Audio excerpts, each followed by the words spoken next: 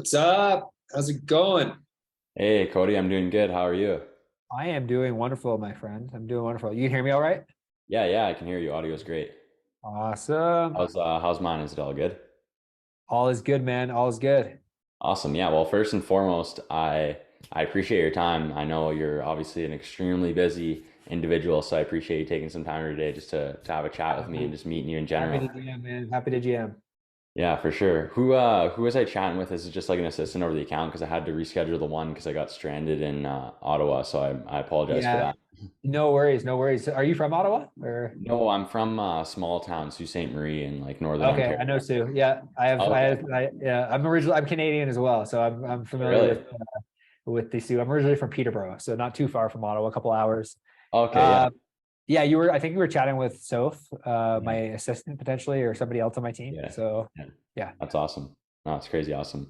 But yeah, I guess I kind of dive right into it, sort of it's just rock and going roll. over meeting you and just having a chat in general. But I wanted to get you on here and just chat. It's not something I do often when it comes to like Yeah. podcasting and whatnot. So, but I thought, you're in the real estate niche, you're obviously crushing it. And my small audience that I have is basically everyone that would relate to what it is that you do, especially in being in the same niche. So I figured I'd shoot my shot, send Sweet over a man. message to the business account, and it all worked out. But We're yeah, here. We're here now. We're here. We're yeah. here to jam. I'm pumped. I guess for starters, yeah, if you kind of want to just give me like a brief intro of where you're from now or where you're currently living. You mentioned you're Canadian, originally from Peterborough. Where are you currently living and whatnot?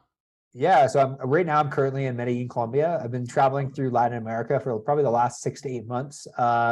Originally from Peterborough, Canada, about an hour east of Toronto. Grew up in Peterborough, decided about a year, probably 2 years ago, that I wanted to move to LA. So I worked on getting my visa to the US over the last couple of years, and got my visa. That's all finalized. And now I'm just working on getting an apartment in Marina Del Rey, kind of like landed on that. But yeah, just my assistant's looking into apartments, and we're trying to That's find like a awesome. spot that will fit really, because I work from home. So we're trying to find a spot that will really feel good for Yeah. me in the Marina Del Rey area. Okay, that's awesome. Well, yeah, I guess if you wanted to kind of go over how you got into the space, how you got started, how old you are, when Yeah. did you start? I've watched your Instagram stories, and yeah, I see you going everywhere doing like talks and whatnot and stuff like that. But I guess if you can kind of just take me back to when this sort of, all started for you. Yeah, so I spent 10 years in telecom, working and managing sales teams, and Wow. I transitioned out of telecom in 2018. I was doing some freelancing work on the side in like 2017. Okay. Had started kind of like a small social media brand, and in 2018, I joined a partner. We started a company called Studio PTBO, which is like a boutique agency, and we were doing a lot of video content. I came on as a partner, and we started creating video content, websites, graphic design, all those things, and we were helping local businesses in 2018. In 2020, when the pandemic happened, Mm. we were still doing some, like, we were doing some Facebook marketing and things Yeah, like that, but we were really just servicing any business, just any generalist. service or any lead gen based business that needed help marketing, whether it would be video, whether it be a website, whether it was Facebook marketing, Mm. ads, Google ads. We were just Doing doing it it for, all. we did it all. Yeah. I joined Black Belt, so Taki Moore's boardroom program in 2021. Okay. I think it was 21. Yeah, it was 21. I joined this program, and one of the first things they said, because we were just like scrambling, Yeah. trying to figure out how to make the system work, because we had to learn a new business every single time we onboarded somebody. Yeah. And we decided to kind of go all in on real estate. But Mm. we were still working with a couple other businesses. We were working with some flooring companies. We had some Yeah. coaches that we were working with. We were just like your traditional agency working with really any lead gen based business. And then in 2022, mid 22 was when we kind of like decided to shut down everything other than real estate. Yeah. And we rebranded from Studio PTBO to Sheridan Street. So now we just service real estate agents and teams. So we do omnipresent advertising on all platforms. Yeah. We nurture leads for life, and we have a call center that dials leads to set appointments, do Yeah. live transfers, in-person showings, all that That's good stuff. crazy. So how old were you in 2018? I was Well, how old are you right now? I'm 32 now. I was Okay. 27 when I left my corporate Okay. career. Nice. Yeah, I was 27 when I left, and kind of went all in on entrepreneurship at Yeah. 26, 27. That's awesome. Well, congratulations. Obviously Thanks, man. you know, you made it work clearly. So that's We're super. here. Yeah, We're yeah, here. It's a exactly. journey every day, that's for sure. Yeah. Yeah. And you mentioned there's so do you have a business partner then? No, so I have like kind of a solid partner in the company who kind of does some advising for our company. His name is Sheridan Street. Okay. He's the current president of Real Brokers. Okay, wow. We've taken a lot of his IP and kind Yeah. of put it into our Sheridan Street system. So he's been with us for probably about the last 8 to 9 months of us kind Okay. of really rebranding the company from Studio PTBO to Sheridan Street and just getting our footing in the real estate space and really, building a name for ourselves here. For sure. And how'd you come up with Sheridan Street? Like I guess what's behind that? Like what is that, a certain street or Yeah. something? Is that like a cool real estate street? So, there's a few different things. We worked on the name for probably 3-4 months, trying to figure out like, what are we going to name this company? Yeah. And because we were already named Studio PTBO, our tagline was "Tell Your Story." Yeah. I really liked the old name, and it just didn't resonate with the real estate Real agents and estate, yeah. teams that we really wanted to attract. And we had clients that in the real estate space that had a hard time referring us because they're like, oh, like, they were referring people to Cody, but there was no really brand in the space.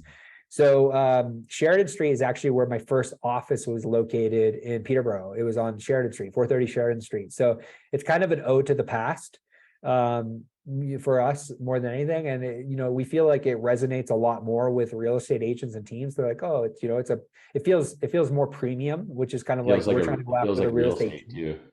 Yeah, it's real estate. It's a Yeah. neighborhood. So it worked. I felt it worked really well with kind of the client demographic that we were looking at attracting, as well as it's kind of just while we changed the name, it reminds me of kind of like my where we started. Yeah. No, that's super cool because even when if you just think of Sheridan Street, I don't know, I'm just imagining some like cool boutique street for like real estate Yeah, or something, even though it's probably yeah. just an office in Peterborough, but it does make you think like it's some sort of like strip on New York City that's like some cool street or something. Totally. And that's what we were trying to go for. It's kind of like, we really see ourselves as a partner in people's businesses. So it's like, Yeah. we try not to be seen as like a vendor. So Yeah. we just felt like it really resonated with the types of clients we were looking to attract, but also it just resonated. It was an ode to the past for me. Yeah, for sure.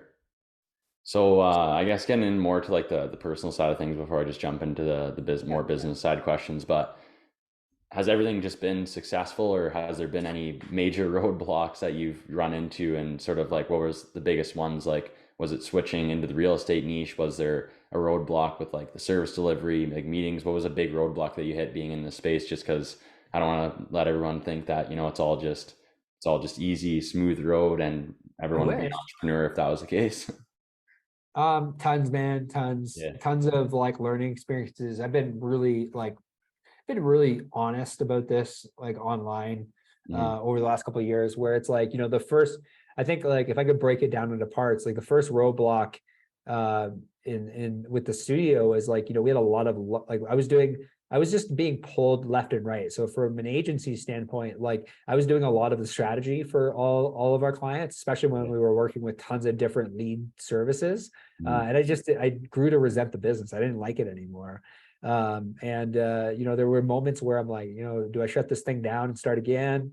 Obviously I didn't because we're still here today, but I think trying to serve way too many people, not really understanding the industry as well as I understand it now, was definitely a roadblock. Service delivery for sure. Like, no matter what you do and no matter what system you create for people, they're like, mistakes happen. When you're working in an agency, you're dealing with personalities, a lot of high D personalities, a lot of high I personalities, people that want things done right away. And like we had a really early on, I was fortunate because my past partner in my in studio, His dad was actually the former CEO for Quaker. And early on in the in our process of building the business, he came in and did some like training with us, and he said there's like he's worked with like large marketing advertising agencies like Quaker. Quaker's marketing company was Ogilvy and Mather, largest advertising company in the world. And he said there's only two reasons why agencies get fired: either lack of communication or failure to drive results. You know, as we got into the space, like, you know, I think the biggest realization that I had is like, I think I gave a lot of real estate agents more credit for their sales ability. And it was a mistake that I made early on, which is part of the reason why we've really invested back into like coaching our team, coaching our agents on how to effectively take a live transfer and how to effectively book an in-person meeting. Because I think I give them more credit around like they actually knew sales. Like I've spent 10 years, I've managed sales teams. I know that a lot of the things like that are now coming up with our agents were things that like came up when I was managing sales teams, of like not asking for an appointment, or not listening, or not asking the right questions, or not being able to overcome objections. Like all these things that are very common to a salesperson, but aren't necessarily common to a real estate agent. Is something we've really invested heavily back into, is like coaching and development of not just our inside sales agents, but coaching and development into our real estate agents, so that they can be successful.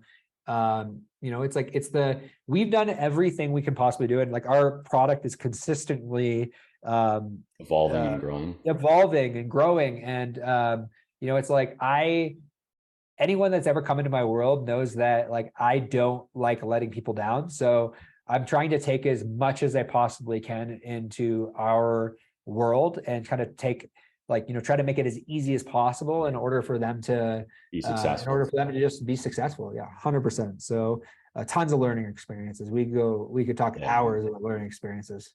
No, 100%. That makes sense. And I guess, so you said you worked in sales and telecom, was it, for like 10 years? So when did you get that job? Were you in school? Did you come to school, or did you just not go to school and just join when you're like 18 or something? Right out of high school. Right out of high school, I got my first sales job at Future Shop. And like very, very fortunate. Moved my way up through Future Shop, moved my way up through Best Buy, you know, managed my own stores, manage sales teams, and yeah, like, you know, I did go to school. I actually have a bachelor's of theology, so I worked full time, and I worked full time in my early 20s, and I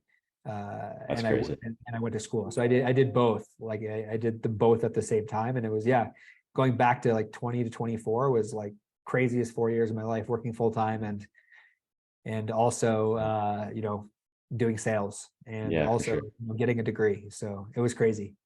So were you always entrepreneurial minded then, in a sense, as like, obviously you didn't want to be the doctor or the lawyer and go to school. So were you always like, oh, I can just get a job and I'll figure it out?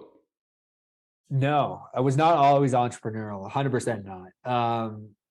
I didn't even really I was chatting with a bunch of my entrepreneur friends, a bunch of my agency owner friends that run really successful companies now. In 2009, 2010, 2011, I'm always fascinated by people that are like coming up now, because like this information wasn't readily available when I was in my early 20s. Like we just didn't have information about investing. Like it was there, but it was harder to find. Like the internet was just starting to become like a tool.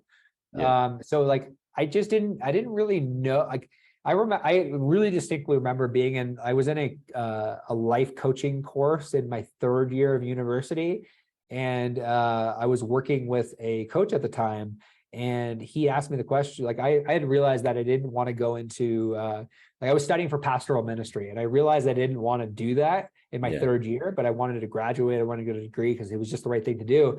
But I was working with this coach at the time, and he said like, I remember him walking me through like, what do you need to do? Okay, like, because like, what do you really want to do? I'm like, I want to go into business. He's like, what do you need to do in order to do that? And I said, I remember so vividly saying to him, I guess I got to go to business school. But in the back of my head, because I didn't have the right information. I'm like, why not? I just finished 4 years of school. The last thing I want to do is do another 4 years of school. Yeah. But that was like I had flawed information. I had thought that the only way to start a business Would be to go to business was school. to go to business school. Yeah. So I didn't know, it wasn't until 2016 that I'm like, oh, I can just go and do this. And it was like, I think it was like, it's funny, like it's going to sound so cliche for so many people, but it's like, once I started listening to Gary Vaynerchuk, I was like, oh, you mean I don't need to go to school? Like I remember really early on listening to Gary V videos and being like, oh, I can just start a business. Like this is possible. I just didn't know. And it evolved over time. It's like I invested very heavily early on in my business into coaches and mentors and just like anyone that I could pay in order to get better information. I did, because I said to myself, I just spent $50,000 on a degree that I don't use. Like, what's another $20,000 hiring somebody to teach me how to do something? So I've always been a fan of coaches and mentors and paying for information, and that's where I really was literally chatting with an agency owner the other day, and he was like, he's been following my journey over the last little while, and we just sat down, we chatted, and he's like, I'm like, you just need to buy more information. It's like you're not at a stage in your business yet where you can think about not purchasing mentorship. Like you need to invest all your money, stop buying dumb shit and start investing into getting better information. So to answer your question, I didn't know. I was not always entrepreneurial. I always think I had a talent for sales, and sales has come into entrepreneurship, but I didn't. I definitely know more about sales now through entrepreneurship than I did even when I was training sales teams. Yeah. I have more my sales style even now is very much more conversational. If you're familiar with Jeremy Minor, very neural linguistic programming. How do we effectively communicate? How do we reduce resistance in the prospect? Just very different than what it was even when I was at Future Shop. Yeah, for sure. So what was the turning point, I guess, then? Because you're in a very safe job, probably making a good amount of money, being there for 10 years and moving up, managing sales teams and whatnot. I'm sure it wasn't just like, okay, here it goes, I'm just going to go and attempt to do this full time. I'm sure you got to a certain point in the business and then you're like, okay, it's safe to say that I can leave. This has been full time now. It's producing more than this fixed income. What was sort of the turning point where you're like, hey, I'm just going to leave? Well, I had a salary. I was set. I was good. I was on my way of moving up the company. The next stage for me would have been a district or regional role. I would have just kept moving up through the company. I had a lot of tenure there. I don't know. I think that for me, the idea in the back of my head of trying to build something for somebody else always kind of really made me feel weird. So it was more of the opportunities were endless inside of the context of entrepreneurship that excited me, where it's I had started in a commission environment, and then I moved to a salary environment with bonus structures, and the salary suffocated me. And I didn't realize that until I was in it. When I moved to a salary position, and I'm like, okay, I'm stuck here. Yeah. And it's for me, from income was always important to me. I'm I always wanted the ability to write my own destiny.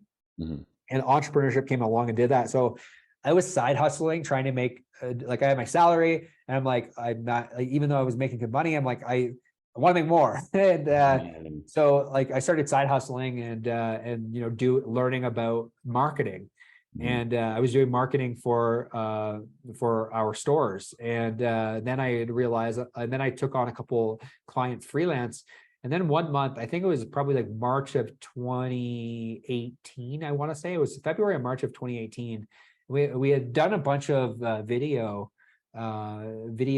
projects for a bunch of clients. And at the time I was already using QuickBooks, and I was doing my payroll for myself inside of QuickBooks. And I'm wait a second, I just made more money this month. And then with this side gig that I'm working 20 hours a week that I did with my salary this month. I'm what if I worked 40 hours a week doing this? How much money would I make? So that was kind of the catalyst for me being it was a mixture of opportunities were endless. It was a mixture of, I was way more passionate about marketing than I was about corporate. And it was also a mixture of wow, what if I put all my eggs in this basket? What would happen? And I just kind of bet on myself. I'm you know what? I'm going to believe in my ability to figure things out. And if all else fails, I'll go back and find another job, or I'll do a management position somewhere. And fast forward 5 years later, and we're here. Yeah, for sure. Weird. Yeah. I guess you had a good mindset going into it because I'm sure like even if it were to fail, you could always probably go back to the same company and I'm sure they'd give you the same position in a heartbeat. So that's kind of like what my thought process behind it too. Like anyone who's like scared to get into it and stuff is just like, I feel like you can always just get a job and or just go to school, get a degree and then get a job essentially. Like I feel like why not just try and sort of see what happens? Like you might as well, you only get sort of one opportunity while you don't have a family, like a wife, and you don't have, you know, things over top of you, like burden it down. If it fails, it fails, and you can always just go back and attempt to do something else. Yeah, I was 27, I was 27, I was single, and I was like, you know what, let's take a stab at this. If all else fails, then I will find a sales job. For sure. So yeah, no, it's been a ride, man. Yeah, that's really cool. So I guess let's fast forward a bit now, obviously successful. What does your role in the company look like now as far as what do you do on a day-to-day and what's your sort of like position? Well, I'm working towards being retired someday. No, I'm just playing. Yeah. Right now, like my job has my role in the company has transitioned a lot, where now, like, I would say within the last 6 months, it's transitioned a lot, where now I'm more on, like, I've gone really heavy on like branding. Yeah. Before that, I wasn't creating content really prior to like 6 to 8 months ago. I wasn't creating video content, where I'm going heavy on branding. So kind of like my three main core focuses that I work on is growth, culture, and innovation, where it's like innovating the product, making sure our culture, is like, it's consistently vibrant, and just growth, like, partnerships with other agencies or other adjacent companies that, provide similar services, going to trade shows, getting my face out there, creating content. I still keep my finger on the pulse of like I have a COO, like, we have a team of over 28 to 29 now. Oh, wow. That's crazy. We have about 5 or 6 staff in Canada. The rest are in Latin America. Okay. We service, all of North American real estate agents and teams. And my role really now is like, I still take the odd sales call. I try to take like 3 to 4 calls a week, but I have a sales team now, team of setters that, set calls and book appointments, and then, do sales for, do business development. So I have a couple of salespeople, but I always like to see what's happening in the marketplace, especially with realtors right now, with like the shift in the market from last year. I always like to keep my finger on the pulse of like, what exactly is it that they're concerned about right now, and how can I, from a product development standpoint, how can I help be better, fill that hole and be better? And like, we're always like, if our product, even from a year ago, is significantly better than it was, and we're just consistently trying to evolve the product to make it better. So my role is like, I just want to create a really, really great product that everyone that comes into our ecosystem loves working with us, which generally they do, and they get results. And that's kind of like that's my entire focus right now. For sure. Yeah. So it's kind of just basically like almost taking the call here and there with the real estate agents to just sort of see what their problems currently are. Because like you said, this is marketing, this is advertising, it's the real estate market. It's not like you can do the same thing forever or else you get left in the dust. Like, who knows, there could be another TikTok platform out in a year from now, and that'll be like the top ad platform or something. So something I think I pride myself on is like, I really feel like we were one of the first agencies to go to TikTok in the space, like run TikTok ads, like, because we have media buyers that do Facebook, Instagram, Google, YouTube, TikTok. Like, as soon as like I started because like I'm always testing things, like, because like I'm a media, like I started as a media buyer, like that was my thing. Like, I started with Kat Howell, is a good friend of mine, and she's like kind of the OG Facebook media buyer. I was always pivoting from platform to platform, like like LinkedIn ads. Like we've tested everything, like, and kind of tried to narrow things down, and different things work in different markets. So we're consistently, Google local service ads, we're consistently trying to innovate our product, and in order to drive results in that specific market. Yeah, no, for sure, that makes sense. A little bit out of question here, but I guess what I noticed you're doing, I follow you obviously, and you're doing the 75 hard. How's that been going? Is it done? It's done, my friend, is done. Yeah, is done. Like it's been amazing, man. Like it's like I think it's given me another level of confidence that like I haven't really had in many years. The idea that like the body and the mind, and I just recorded a video about this today, the body and the mind are 100% connected, and I have so much more energy now through doing the 75 hard. But like, you know, it's like for me, it's like I said to one of my good friends Vikram this year, I said this is a year of doing tough shit with cool people. So like, you know, like we started the year out doing 75 hard, and now it's like, you like, I know a lot of people shit on the 75 hard, they're like, oh, it's crazy, but like for me it's like I need tough things in order to motivate me. So that was like that was really challenging. So I did it, but now it's like just changed my, like now I feel like I didn't go to the gym yesterday, and I felt like for the first time in like a long time, and I felt so weird, and I'm like, I gotta go today. Like it's just like it's changed like my habits and my routines and the way I eat, and like you know, the self-care side of that I think a lot of people neglect. So to give some context for anyone watching, sort of cut you off there, if you want to like explain what it was, like I know a little bit about it, but if you want to explain exactly like what you have to do for a 75 hard. Gallon of water a day, so much water, a lot of water, which is good. Like, you know, like my skin is more clear from drinking that much water. 2 workouts a day. You have to choose a diet, so I did keto. What else is there? Keto, take a progress photo every day, which I did. I dropped close to 30 pounds in the course of like 3 months. Like I shed a lot of weight. Yeah, so it's really crazy because I really started like changing my like habits and my lifestyle in December. But since from like it's very noticeable. Like everyone that sees me now is like, oh, you look like you did prior to getting into entrepreneurship. I'm like, that's crazy. Back to my, you know, back to my fighting weight. Trying to think what else. No alcohol was the other thing. There was a list of things that essentially like, you know, the big thing was just like do something tough, and it was tough. But I had already started changing a lot of those things prior to even doing the 75 hour. I made a lot of changes in the beginning December because I knew that there was no way come January 5th when we started that I was going to be able to just like do it all at once, like shut it all off. Do it all at once. So I started working out once a day, and then I went to twice a day. Like, you know, like I kind of worked my way into starting the 75 hard, and like I'm still like there are a lot of things that like have helped me mentally, like, you know, working out every day. Like that's probably, well, not probably, that like that's what I'm not gonna work out twice a day, but like every day, like why not? Like, you know, why not? It's a good mental break and stuff like that, because you're just totally isolated in your own head, working out, listening to music, doing whatever it is that you like to do. It's a nice break.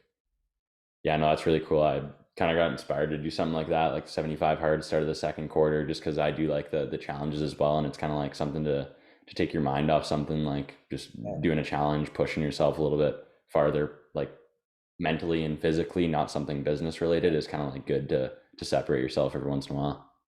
I'm driven by KPIs. So like, it's like, that was my KPI every day. I'm like, okay, got to do this. And, you know, if you do it, when you do it in, you know, find some people to do it with you. I had a really good friend, Melissa, who did it with me.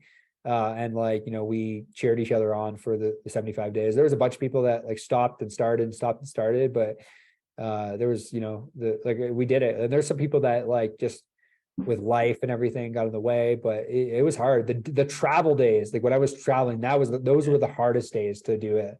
Like you really have to plan. Like when I was in Houston, my last day in Houston, coming back to Medellin, I was up at like 4:30. I had to do a 45-minute walk in the dark, and I had to work out.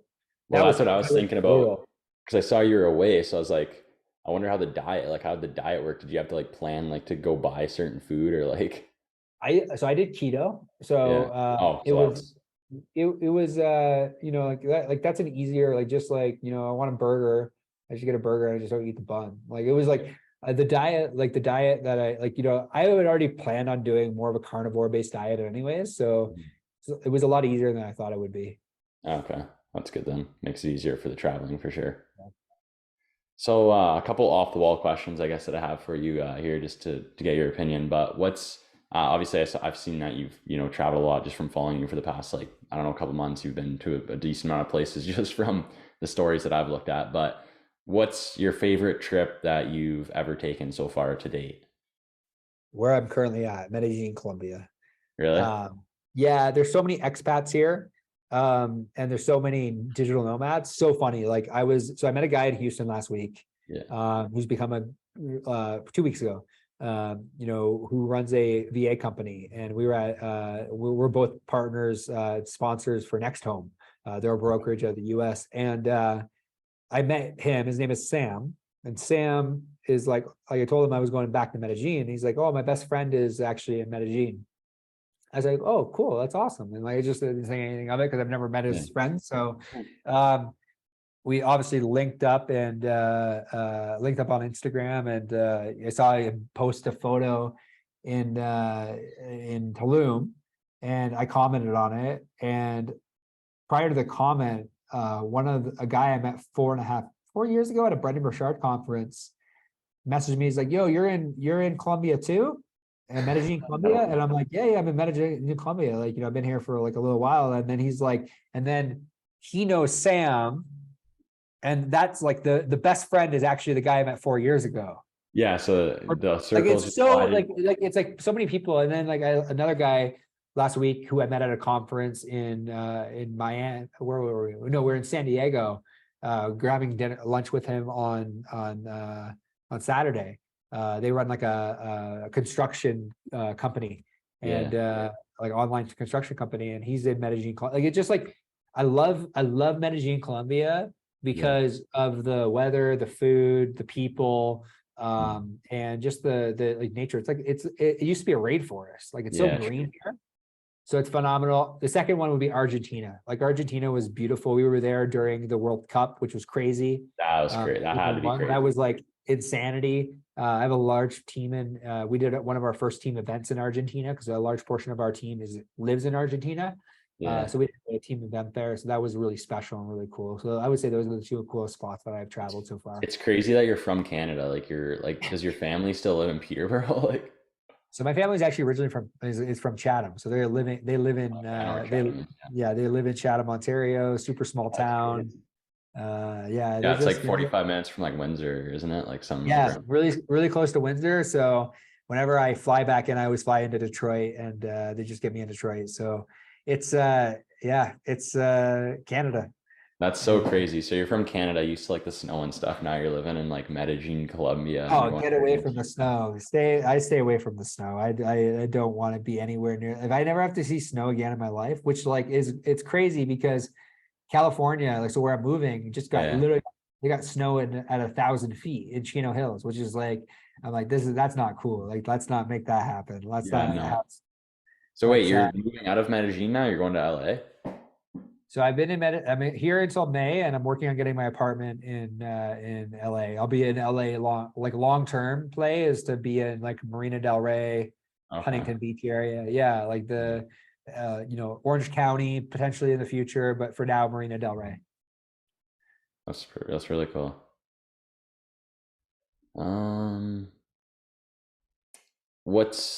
I guess we'll sort of wrap it up here. I know you're kind of busy, so I'll ask some of the wrap up questions. But if someone wanted to start in this space, I guess what's one piece of advice? Kind of a typical question, but I'm just curious to see what you would have to say because usually people have different things to say about giving advice. But what's a piece of advice you'd give to someone that just wanted to start out, didn't know if they should, or they're kind of just on the fence about starting out? What's one thing you would say to them to either get started, or one tip you would give them if they did get started?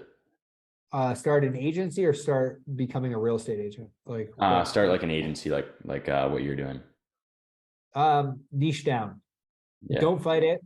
If you're like there are no bad niches. You're just not good enough yet. That's just as simple as it is. Like you're gonna suck in the beginning. Like you just are, and like your product's not gonna be great. And there are people niche hop and they're like, oh, chiropractors suck, or oh, real estate agents suck, or and in some circumstances, yes, they do suck. But like dentists suck. Like I've heard every niche, and like it's like don't go to this niche, don't go to this niche. It's tough. It's just like there is no bad niche. You just have to get better. You have to understand your target demographic better than they understand themselves. Like I'm fortunate because I met Sharon, and Sharon is like Is Sharon the guy with that like weird tube that you had on your story the one time that like goes in there? No, that's Vikram. Vikram's a strange dude as well.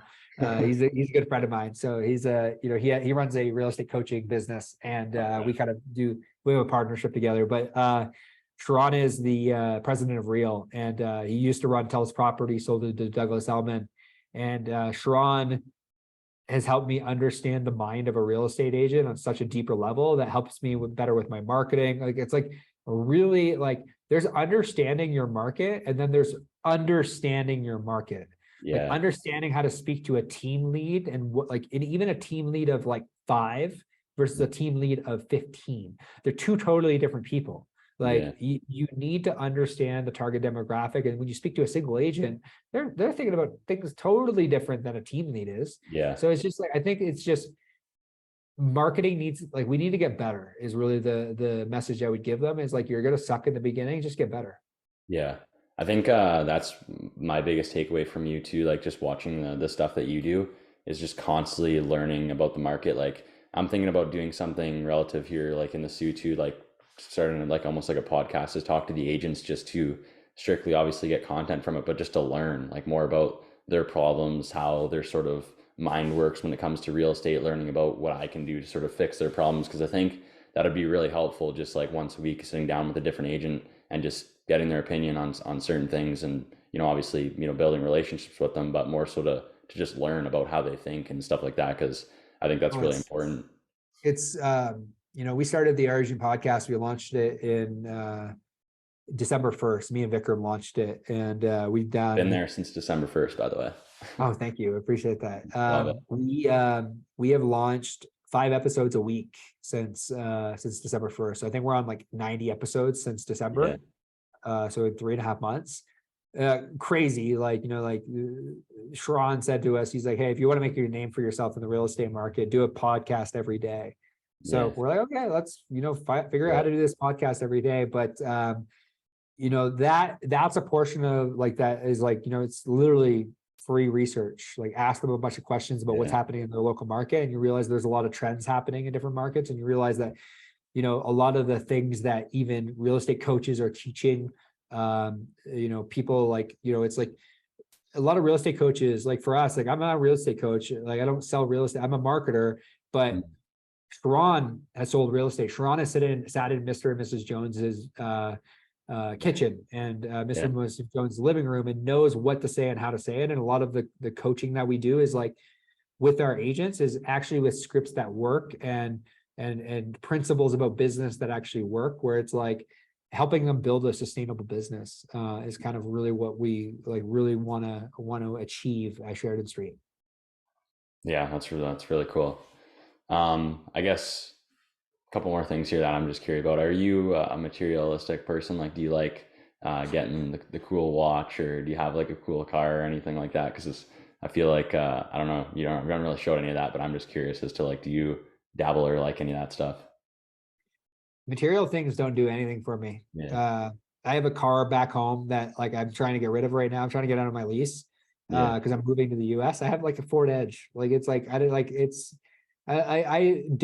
have watches. I don't wear designer clothes really. Like I'm just like it's never like, for me it's the chase of like becoming better every day, and like looking at like the 10-year version of me. Like it's like, where can I be in like at 42? 42, 10 years. Where can I be at 42 is kind of like what inspires me more than like fancy things. Like I like experiences more than anything. I like for me I like really nice dinners like, and experiences that way. So like as far as like materialistic, like I don't cars, watches, no, that doesn't do anything for me. I like experiences. I like seeing new things, meeting new people. I really am, like I say to like our clients, like 2 weeks ago we were in Houston, and the entire premise of the entire premise of the event was humans over homes. So next home, I really am I share the same ethos, so that I like people. I love working with people, and I like seeing people win. So I don't know, like just materialistic stuff and like that, I just have never been my thing. Yeah, no, for sure. So you're more of a traveling and going out for Yeah. dinners, meeting people, nice dinners. If you could sit down with one person, they could either be gone or be alive, who would you sit down with for a nice dinner? Tough question to put on the spot, but like, I'm just gonna give you the first person that came to mind. It'd be Kobe yeah. Bryant. Okay, yeah, that'd be cool. I Because feel like like he's much more than a Mama basketball player. Mamba mentality. Like I want to get like I've been fascinated over the last little while with like people's like mindsets Mhm. where it's like Sharon says to me all the time, like people limit themselves. Like once you raise your minimum standard, and I've really been trying to tap into this where it's like, how do we just all raise our minimum standard? Like, you know, mentally. Like, and Tony Robbins talks about this all the time, like, you know, your thoughts map your action. So your belief map your thoughts map your actions. I look at somebody like Kobe, who's like, even when he was sick, he was like disciplined. Like, how did Yeah. like, you know, that's not just like you don't just have discipline, you are disciplined. Yeah. So like, you know, really getting into the mindset of like excellence. And I've read his book, Mama Mentality, amazing book, but Yeah. sitting down with him and being like, how did you do the thing you wanted to do even when you weren't feeling it? So he would be the person I would love to sit down with.